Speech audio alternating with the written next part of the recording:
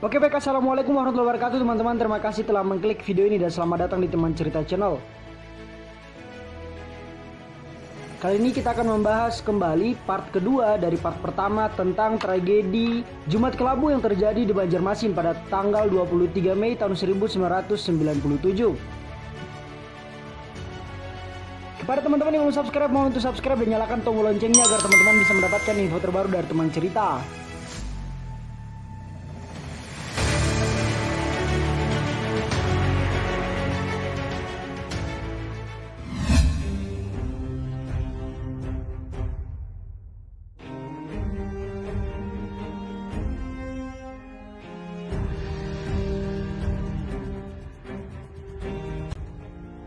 Pada saat itu tersiar kabar bahwa pasukan keamanan diperbolehkan untuk menangkap dan menempat di tempat. Tetapi pasukan keamanan tidak melakukan apa-apa. Akhirnya, massa yang lengkap dengan berbagai senjata tajam itu terus mengamuk.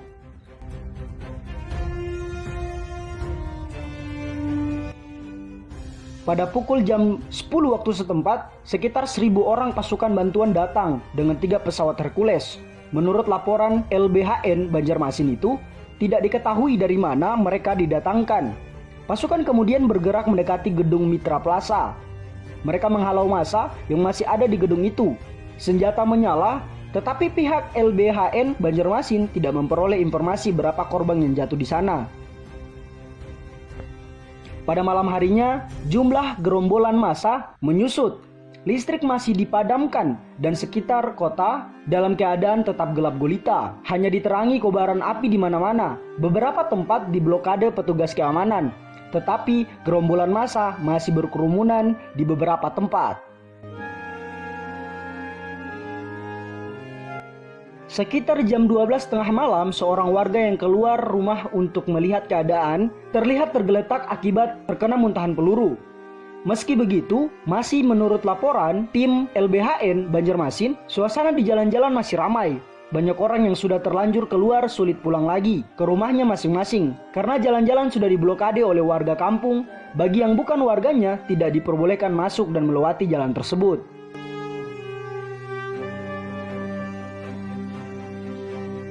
Namun, sekitar pukul jam 1 dini hari pada hari Sabtu tanggal 24 Mei, massa bergerak keluar kota karena semua jalan sudah diblokade oleh pihak keamanan.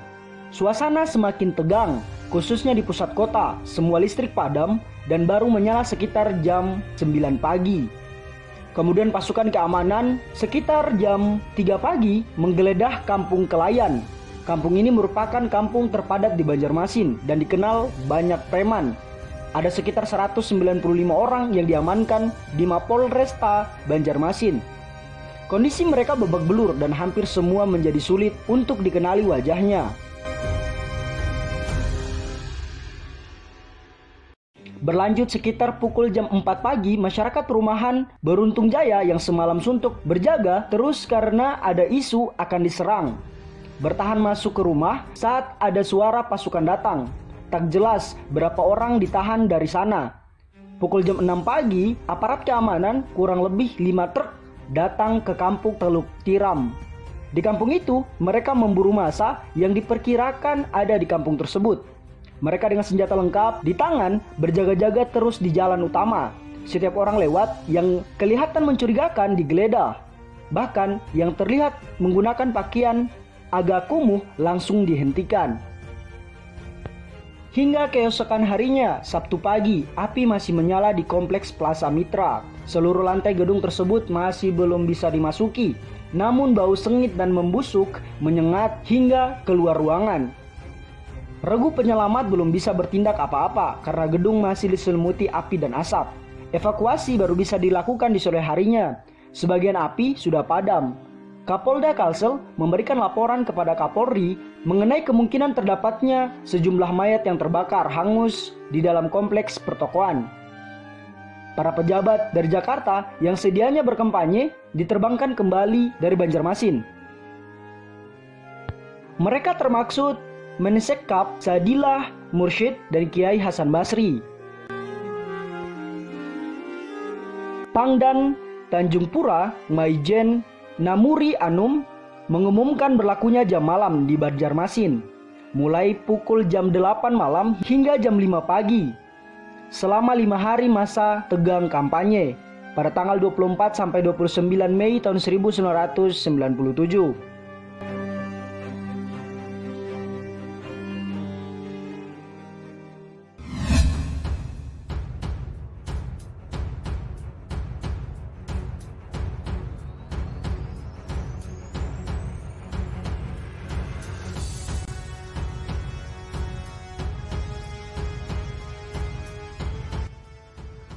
Dilaporkan ratusan penduduk tewas dan luka parah, belum termaksud yang luka-luka ringan. Jumlah korban jiwa sekitar 142 orang. Jumlah angka korban ini bervariasi dan tidak sama. Pengumuman pertama mengenai jumlah tumpukan korban itu dalam laporan Letkol Freddy, Kapolres Banjarmasin kepada Kapolda Sanimbar, Kalimantan Selatan menyebut angka 60 orang. Sehari kemudian angka tersebut menjadi 133 orang.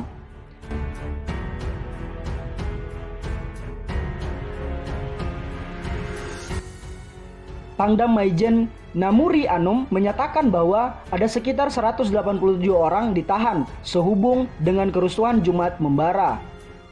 Polisi mengumumkan sekitar 118 orang dibawa ke rumah sakit.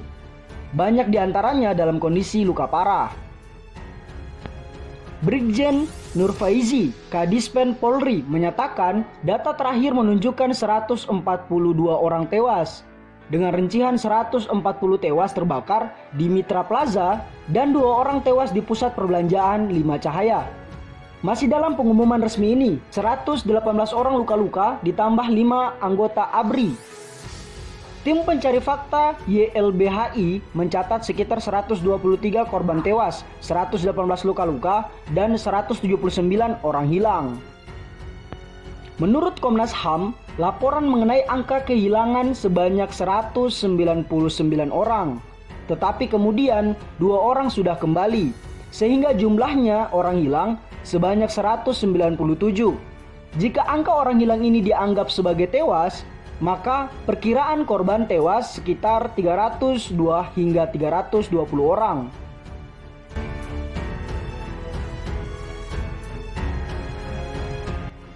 Korban tewas di Plaza Mitra dikunjungi tim pencari fakta Komnas HAM pada tanggal 31 Mei tahun 1997. 2 jam kemudian, 120 diantaranya dikuburkan secara massal dengan tata cara Islam di Kompleks Pemakaman Landasan Ulin Tengah, Kecamatan Landasan Ulin, Kota Administratif Banjarbaru, yang terletak sekitar 22 km sebelah tenggara Banjarmasin. 3 korban lainnya sudah diambil keluarga mereka dan dikuburkan tersendiri. Komnas HAM melaporkan tidak ada bukti telah digunakannya peluru tajam yang menyebabkan tewasnya korban kerusuhan. Dalam laporannya, Komnas HAM juga menyatakan dalam memadamkan kerusuhan, aparat keamanan tidak menggunakan alat-alat yang mematikan, tetapi menggunakan letusan peringatan, granat asap, dan gas air mata.